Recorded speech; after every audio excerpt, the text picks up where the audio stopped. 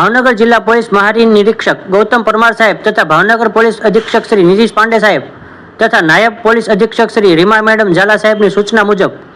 Mahuva town police સ્ટેશનમાં અલગ અલગ ગુનામાં પકડાયેલ વિદેશી દારૂનો નાશ કરવા કાર્યવાહી કરવા સૂચના આપેલ, જે અંતર્ગત મહુવા ટાઉન પોલીસ સ્ટેશનમાં પોલીસ ઇન્સ્પેક્ટર શ્રી કે.એસ. પટેલ સાહેબ નાઓએ મહુવા ટાઉન પોલીસ સ્ટેશનમાં દાખલ થયેલ પ્રોહિબિશનના અલગ અલગ 28 જેટલા ગુનાઓમાં પકડાયેલ વિદેશી દારૂ તથા બિયરનો મુદ્દામાલ નાશ કરવા માટે નામદાર મહુવા કોર્ટમાં રિપોર્ટ કરતા નામદાર મહુવા કોર્ટ દ્વારા મહુવા ટાઉન પોલીસ સ્ટેશનમાં પકડાયેલા અલગ અલગ 28 જેટલા ગુનાઓનો મુદ્દામાલ નાશ કરવા માટે હુકમ કરેલ હોય, જે અનુસંધાને નાયબ કલેક્ટર શ્રી મહુવા તથા મામલતદાર શ્રી મહુવા, નાયબ પોલીસ અધિક્ષક શ્રી મહુવા તથા નશાબંધી અધિકારી શ્રી ભાવનગર નાઓની હાજરીમાં મહુવા લાઇટ હાઉસ ખાતે મહુવા ટાઉન પોલીસ સ્ટેશન ખાતે પકડાયેલ વિદેશી દારૂની બોટલો નંગ